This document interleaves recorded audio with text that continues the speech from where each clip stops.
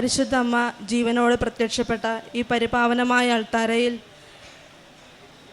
സാക്ഷ്യം പറയുവാൻ അനുവദിച്ച അമ്മയ്ക്കും തിരുക്കുമാരനും 1000 നന്ദി പറഞ്ഞുകൊണ്ട് എൻ്റെ സാക്ഷ്യം തുടങ്ങട്ടെ. ഇത് ഈ അൾത്താരയിൽ എൻ്റെ രണ്ടാമത്തെ സാക്ഷ്യമാണ്. എൻ്റെ പേര് അൽഫോൻസ.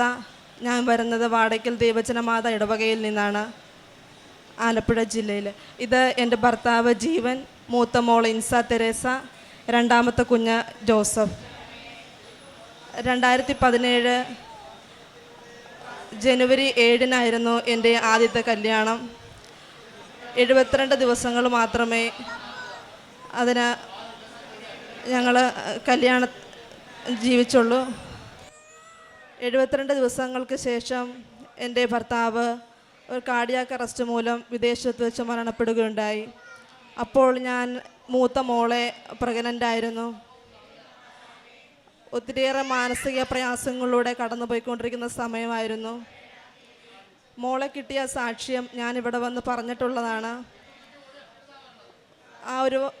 ഇവളെ പ്രഗ്നൻ്റായ സമയം തൊട്ട് ഡെലിവറി കഴിയുന്നവരെ ഈ കൃപാസനത്തിൽ നിന്ന് ഉയരുന്ന പ്രാർത്ഥനകളാണ് എൻ്റെ ജീവിതത്തെ മുന്നോട്ട് കൊണ്ടുപോയിക്കൊണ്ടിരുന്നത്.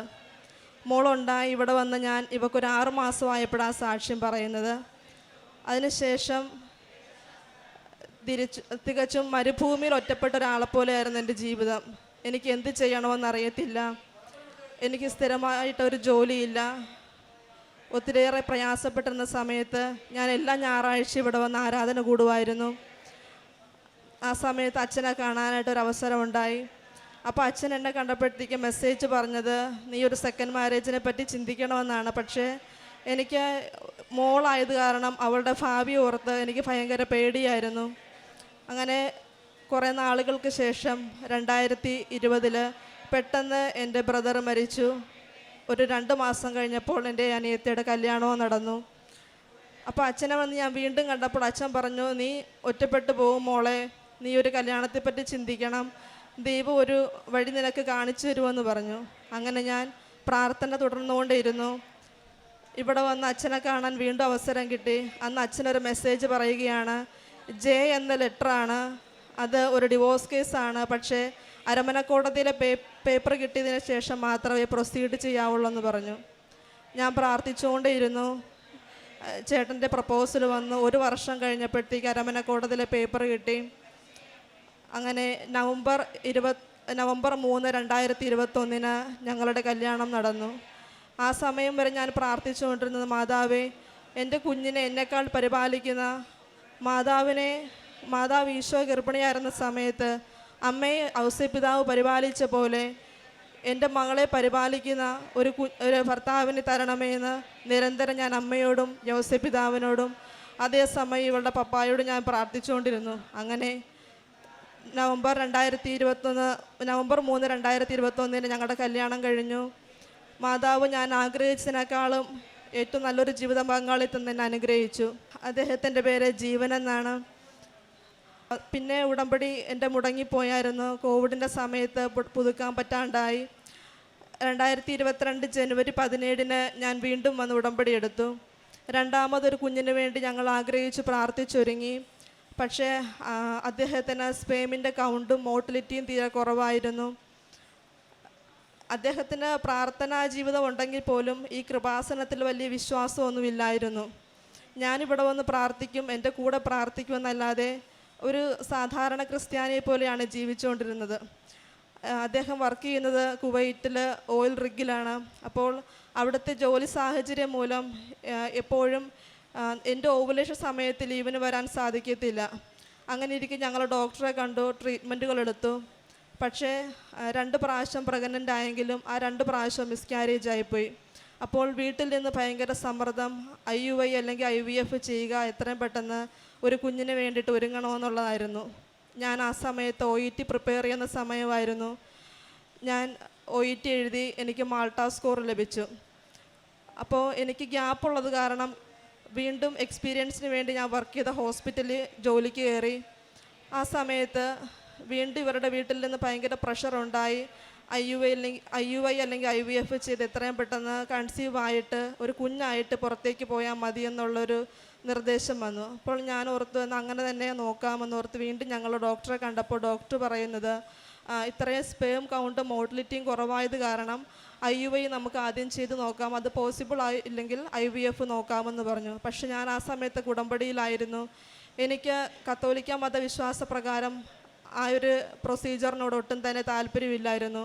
ഞാൻ മാതാവിൽ ഉറച്ചു വിശ്വസിച്ചു. എനിക്കൊരു കുഞ്ഞിനെ തന്നു, ഇത്രയും എൻ്റെ ജീവിതം മുന്നോട്ട് കൊണ്ടുപോയ മാതാവിന് ഇതിനേക്കാൾ വലിയ കാര്യങ്ങൾ ചെയ്യാൻ പറ്റുമോ ഞാൻ വിശ്വസിച്ചു.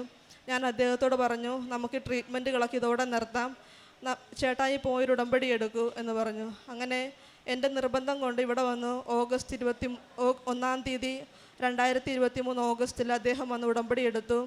ഇവിടുത്തെ പ്രാർത്ഥനകളും എല്ലാം മുന്നോട്ട് പോയിക്കൊണ്ടിരുന്നു. ഒരു മാസം കഴിഞ്ഞപ്പോഴത്തേക്കും അദ്ദേഹം ലീവ് കഴിഞ്ഞ് തിരിച്ചു പോയി. ഒരു മാസം കഴിഞ്ഞ് കൃത്യം സെപ്റ്റംബർ മാസം ആയപ്പോഴത്തേക്കും ഞാൻ രണ്ടാമത്തെ കുഞ്ഞിനെ പ്രഗ്നൻ്റ് ആയെന്നുള്ള കാര്യം അറിഞ്ഞു. അപ്പോൾ എനിക്ക് അത്രയും ദൂരം, ഞാൻ ജോലി ചെയ്യുന്നത് ചേർത്തല മതിലകത്തായിരുന്നു, എനിക്ക് അത്രയും ദൂരം ട്രാവൽ ചെയ്ത് പോകാൻ പറ്റത്തില്ലായിരുന്നു. അങ്ങനെ രണ്ടാമത്തെ കുഞ്ഞിനെ ആയിക്കഴിഞ്ഞപ്പോഴത്തേക്കും പിന്നെ ജോലിക്ക് പോകുന്നത് അത് ഉപേക്ഷിക്കേണ്ടി വന്നു. ഞാൻ ജോലി റിസൈൻ ചെയ്തു. ആ പ്രഗ്നൻസിയിൽ മാതാവിൻ്റെ വലിയ സംരക്ഷണമാണ്. എനിക്ക് ഒരു കുഴപ്പങ്ങളുമില്ലായിരുന്നു. ഞാൻ ആ ലാസ്റ്റ് ട്രൈമസ്റ്റർ ആയപ്പോഴത്തേക്കും ഡയബറ്റിക്കായി. പക്ഷേ ലാസ്റ്റ് ട്രൈമസ്റ്ററിലെ സ്കാനിൽ കുഞ്ഞിൻ്റെ 2 കാലുകൾക്കും നീള വ്യത്യാസം ഉണ്ടാകുമെന്ന് ഡോക്ടർ സൂചിപ്പിച്ചിരുന്നു. ഞങ്ങൾ ഇവിടെ വന്ന് അച്ഛനെ കണ്ടു, പ്രാർത്ഥിച്ചു. അച്ഛൻ സൈത്ത് തന്ന് ഞാൻ എൻ്റെ വയറ്റിൽ കുരിശ് വരച്ച് പ്രാർത്ഥിച്ചു. ഉടമ്പടി എടുത്ത സമയം തൊട്ട് എല്ലാ പ്രതിസന്ധി വരുമ്പോഴും കുഞ്ഞാകാൻ വേണ്ടിയിട്ടുമൊക്കെ ഞാൻ വയറ്റിലും നെറ്റിയിലും കുരിശ് വരച്ച് പ്രാർത്ഥിച്ചുകൊണ്ടിരുന്നു, വിശുദ്ധ വസ്തുക്കൾ ഉപയോഗിച്ചുകൊണ്ടിരുന്നു. അങ്ങനെ തൈലം പൂശി പ്രാർത്ഥിച്ചു. ലാസ്റ്റ് വീക്കിൽ ഡെലിവറിക്ക് വേണ്ടി ഹോസ്പിറ്റലിൽ അഡ്മിറ്റ് ആയപ്പോൾ ഡോക്ടർ എന്നോട് പറയുന്നു, രണ്ടാമത്തതാണ്, ഡയബറ്റിക്, ഇതിൽ റിസ്ക് ഉള്ളതായത് കാരണം നമുക്ക് അധികം വെയിറ്റ് ചെയ്യേണ്ട, ആദ്യം ഒന്ന് ഇൻഡ്യൂസ് ചെയ്ത് നോക്കിയിട്ട് നോർമലായില്ലെങ്കിൽ സിസേറിയൻ ചെയ്യാമെന്ന് പറഞ്ഞു. പക്ഷേ ഞാൻ മാതാവിനോട് പറഞ്ഞു, അമ്മേ ഞാനിവിടെ വന്ന് സാക്ഷ്യം പറയാം, അമ്മ എനിക്ക് സുഖപ്രസവത്തിലുള്ള ഒരു കുഞ്ഞിനെ തരണമേ എന്ന് പ്രാർത്ഥിച്ചു. ആ ഇൻഡ്യൂസ് ചെയ്യുന്ന തലേ ദിവസം രാത്രി ഞാൻ അച്ഛൻ്റെ ആരാധനകൾ ഞങ്ങൾ 2 പേരും കൂടെ നിരന്തരം കണ്ടുകൊണ്ടേയിരുന്നു പ്രാർത്ഥിച്ചു, കൊന്ത ചൊല്ലി പ്രാർത്ഥിച്ചു. പിറ്റേ ദിവസം 17-ാം തീയതി ഇൻഡ്യൂസ് ചെയ്തു. രാവിലെ 10 മണിയായപ്പോഴത്തേക്കും ഞാൻ നോർമൽ ഡെലിവറിയായി. മാതാവ് സുഖപ്രസവത്തിലൂടെ ആരോഗ്യമുള്ളൊരു കുഞ്ഞിനെ എനിക്ക് തന്നു. അവൻ്റെ കാലുകൾക്ക് യാതൊരു കുഴപ്പവുമില്ല. ഏറ്റവും നല്ല മിടുക്കനായ ഒരു കുഞ്ഞിനെ മാതാവും ഈശോയും ഞങ്ങളുടെ കുടുംബത്തിന് ദാനമായി തന്നു. അവൻ്റെ പേര് ഞാൻ ഔസേപ്പിതാവിൻ്റെ വലിയൊരു ഭക്തിയാണ്. എനിക്ക് ഔസേപ്പിതാവിനെ ഒത്തിരിയേറെ ഇഷ്ടമായതുകൊണ്ട് ഇവൻ്റെ പേര് യൗസേപ്പ് എന്നാണ് ഞങ്ങളുടെ വീട്ടിൽ വിളിക്കുന്നത്. ജോസഫ് എന്നാണ് അവൻ്റെ പള്ളിയിലെ പേര്. അമ്മ തന്ന ഈ വലിയ അനുഗ്രഹത്തിന് ഞാനും എൻ്റെ കുടുംബവും ഒത്തിരിയേറെ നന്ദി പറയുന്നു. വീണ്ടും ഇവിടെ വന്ന് ഉടമ്പടി പുതുക്കിക്കൊണ്ടിരുന്നു, പ്രാർത്ഥിച്ചുകൊണ്ടിരുന്നു. ഈ 2 കുഞ്ഞുങ്ങളായപ്പോൾ എനിക്ക് ഒരു 4 വർഷത്തിലേറെ ഗ്യാപ്പായി. ഞാൻ മാതാവിനോട് പ്രാർത്ഥിച്ചു, അമ്മേ നൈറ്റ് ഡ്യൂട്ടിക്ക് പോകുന്നൊരു ജോലി എനിക്ക് വളരെ ബുദ്ധിമുട്ടുള്ളൊരു കാര്യമാണ്. അത് കാരണം അമ്മ എനിക്ക് നൈറ്റ് ഡ്യൂട്ടി ഇല്ലാതെ രാവിലെ പോയി ഒരു 5 മണിക്ക് എൻ്റെ വീട്ടിലെത്താൻ പറ്റുന്ന തരത്തിലുള്ളൊരു ജോലി അമ്മ ഒരുക്കി തരണമെന്ന് പ്രാർത്ഥിച്ചു. പക്ഷേ അത് എനിക്ക് ഗവൺമെൻറ് എക്സ്പീരിയൻസ് ഒന്നുമില്ല, എക്സ്പീരിയൻസ് ഗ്യാപ്പുമുണ്ട്. ആ സമയത്ത് അങ്ങനെയുള്ള കാര്യം ശരിയാകുക എന്നുള്ളത് ബുദ്ധിമുട്ടുള്ളൊരു കാര്യമായിരുന്നു. പക്ഷേ എൻ്റെ കസിൻ പറഞ്ഞു, നാഷണൽ ഹെൽത്ത് മിഷനിലൊരു വേക്കൻസി ഉണ്ടെന്ന് നീ അപ്ലൈ ചെയ്യുമെന്ന് പറഞ്ഞു. ഞാനത് ഓൺലൈനായിട്ട് അപ്ലൈ ചെയ്തു. ഫെബ്രുവരി മാസം അതിൻ്റെ എക്സാം ആയിരുന്നു. കഴിഞ്ഞ വർഷം ഈ സമയത്ത് എക്സാം കഴിഞ്ഞു. ഈ ജൂലൈയിൽ ഞാൻ വന്ന് ഉടമ്പടി പുതുക്കി. അമ്മയോട് പറഞ്ഞു, അമ്മേ എനിക്ക് എൻ്റെ ബർത്ത്ഡേ മാസമാണ്, അമ്മ എനിക്കൊരു ഗിഫ്റ്റ് തരണമെന്ന് പറഞ്ഞു. ആ മാസം ഞങ്ങളുടെ റിസൾട്ട് പബ്ലിഷ് ചെയ്തു. ഞാൻ 78-ാമത്തെ നമ്പറായിരുന്നു. ഓഗസ്റ്റ് 29 ചെങ്ങന്നൂർ ആല എന്ന് പറയുന്ന ഹെൽത്ത് സെൻറ്ററിൽ MLSP എന്ന താൽക്കാലിക വേക്കൻസി നൽകി അമ്മ എന്നെ അനുഗ്രഹിച്ചു. ഇപ്പോൾ ഞാൻ ജോലിയിൽ പ്രവേശിച്ചിട്ട് 6 മാസമായി. ഈ 2 സാക്ഷ്യങ്ങളും ഞാനിവിടെ വന്ന് പറയാൻ ഒത്തിരിയേറെ വൈകിപ്പോയി. അതിന് അമ്മയോട് ഞാൻ മാപ്പ് ചോദിക്കുന്നു. ഞങ്ങളുടെ ഉടമ്പടി ജീവിതത്തിൽ അമ്മ ഈശോയും തന്ന എല്ലാ കൃപകൾക്കും ദാനങ്ങൾക്കും ഞങ്ങൾ നന്ദി പറയുകയാണ്. എൻ്റെ ജീവിതം ഞാൻ കരുതിയ 2017 ആ ഇൻസിഡൻറ്റ് കഴിഞ്ഞപ്പോൾ ഇതോടെ എല്ലാം അവസാനിക്കുമെന്ന്. പക്ഷേ എവിടെ അവസാനിച്ചു എന്ന് ഞാൻ കരുതിയോ അവിടെ നിന്നും അമ്മ എന്നെ മുന്നോട്ട് നയിക്കുകയായിരുന്നു. അമ്മയ്ക്കും തിരുക്കുമാരനും ഒത്തിരിയേറെ നന്ദി പറയുന്നു.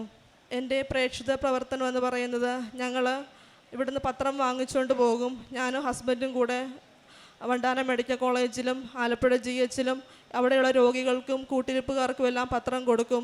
വായിക്കാൻ പറ്റാത്തവർക്ക് വായിച്ചു കൊടുക്കും. വിശ്വാസമില്ലാത്തവരുടെ വിശ്വാസം വർദ്ധിപ്പിക്കുന്ന രീതിയിൽ ഞങ്ങൾ സാക്ഷ്യങ്ങൾ അവിടെ ഇരുന്ന് വായിച്ചു കൊടുക്കുകയും ഞങ്ങൾക്ക് കിട്ടിയ അനുഭവങ്ങൾ അവരുമായി പങ്കുവയ്ക്കുകയും ചെയ്യുമായിരുന്നു. ഞാൻ മോൻ്റെ ഡെലിവറിയുടെ ഒരാഴ്ച മുന്നേ വരെ, അപ്പം ഞാൻ ഒറ്റയ്ക്കുള്ളായിരുന്നു നാട്ടിൽ. ആ സമയത്ത് ഞാനിവിടുന്ന് ഉച്ചയ്ക്കുള്ള പൊതിച്ചോറുണ്ടാക്കി കൊണ്ടുപോയി വണ്ടിയിൽ കൊണ്ടുപോയി എല്ലാ രോഗികൾക്കും കൊടുക്കുമായിരുന്നു. ഡയാലിസിസ് യൂണിറ്റിലെയും ക്യാൻസർ യൂണിറ്റിലെയും പേഷ്യൻസിനാണ് കൊടുത്തുകൊണ്ടിരുന്നത്.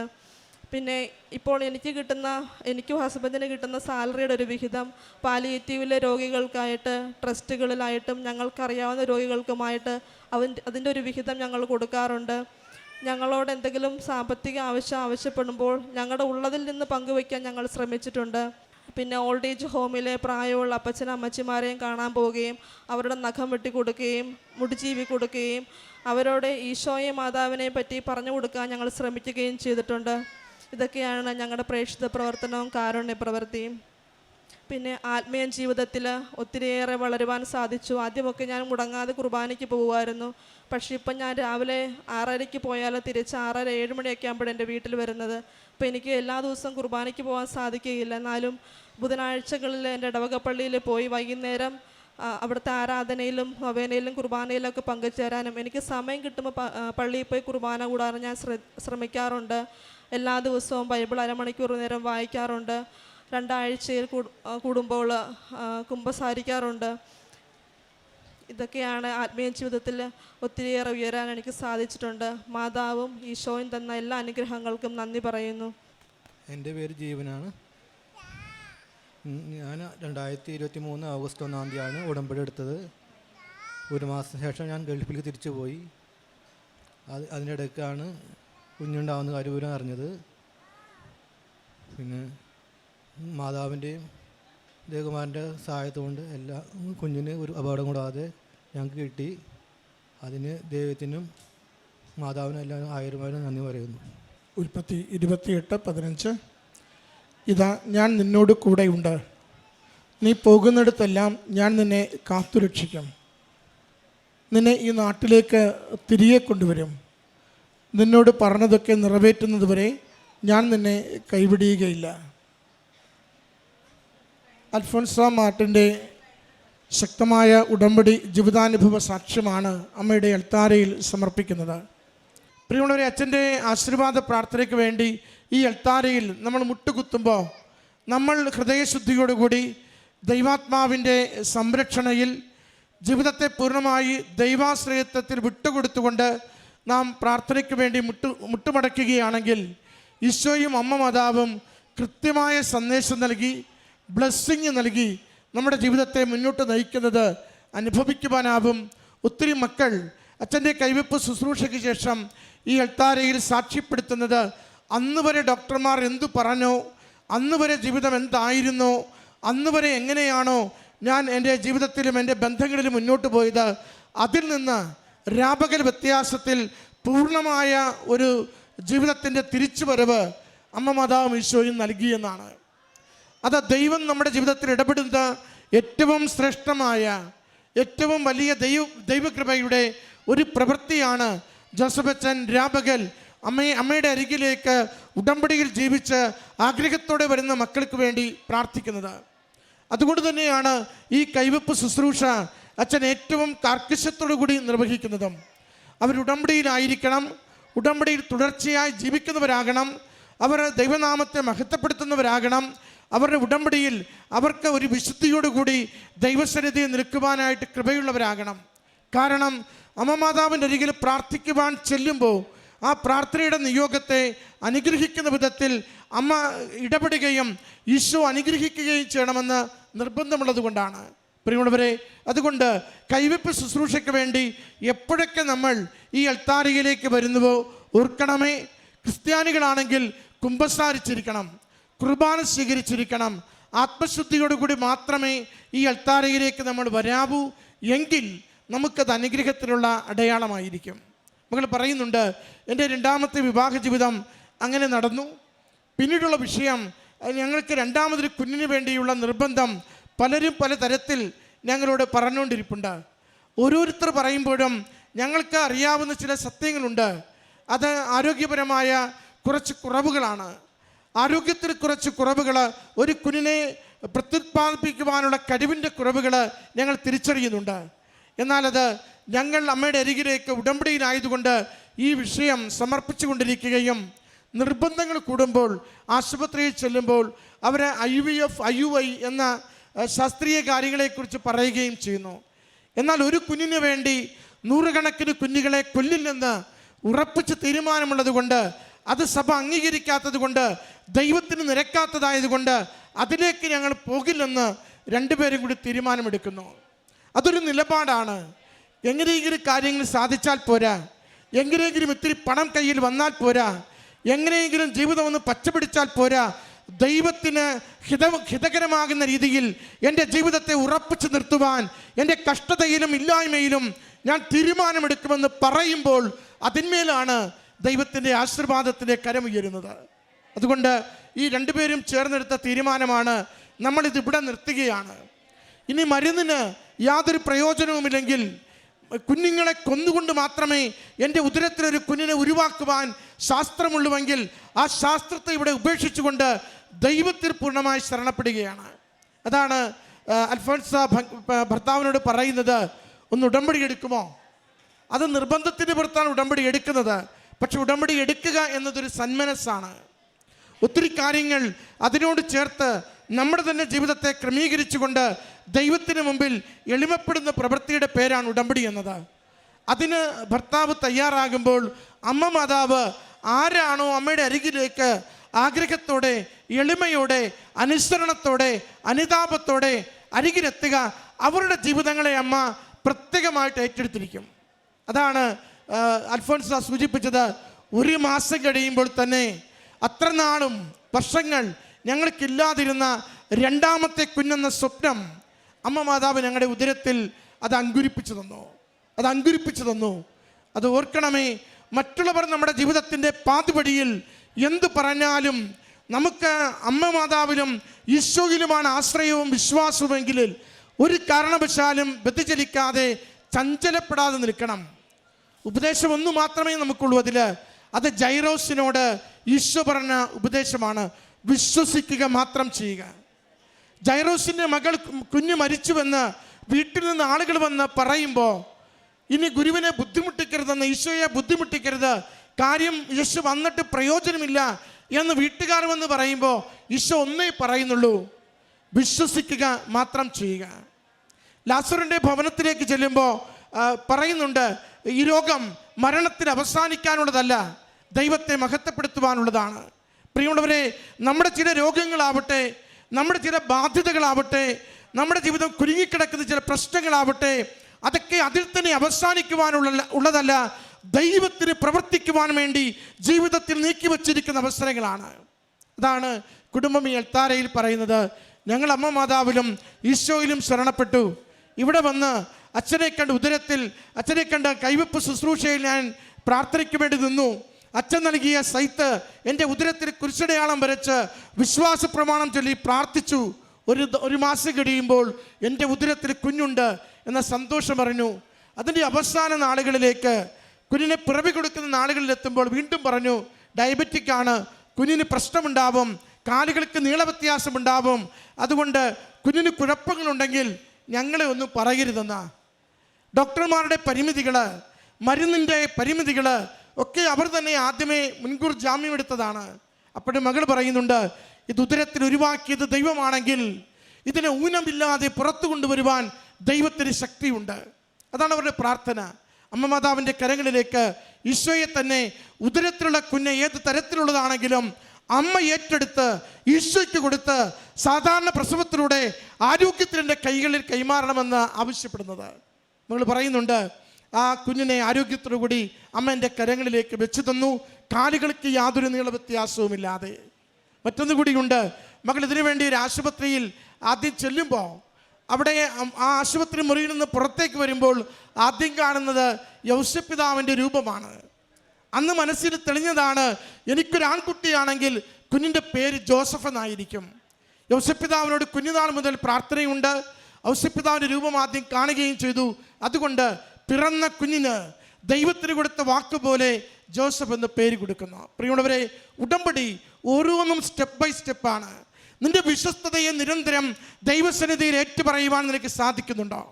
വിശ്വാസത്തിൽ ചഞ്ചലപ്പെടാതെ എൻ്റെ ദൈവം എനിക്കെപ്പോഴും മതിയായവൻ, ആരെന്ത് പറഞ്ഞാലും അതിനെ തകർക്കും വിധം അതിനെതിരെ ദൈവശക്തി പ്രവഹിക്കുമെന്ന് ഉറച്ച ശരണത്തോടുകൂടി ജീവിക്കുവാനാകുമോ? എങ്കിൽ നമ്മൾ ഓരോരുത്തരും അനുഗ്രഹം പ്രാപിക്കും. അവസാനം സഹോദരി സൂചിപ്പിച്ചത് ജോലിയെക്കുറിച്ചാണ്.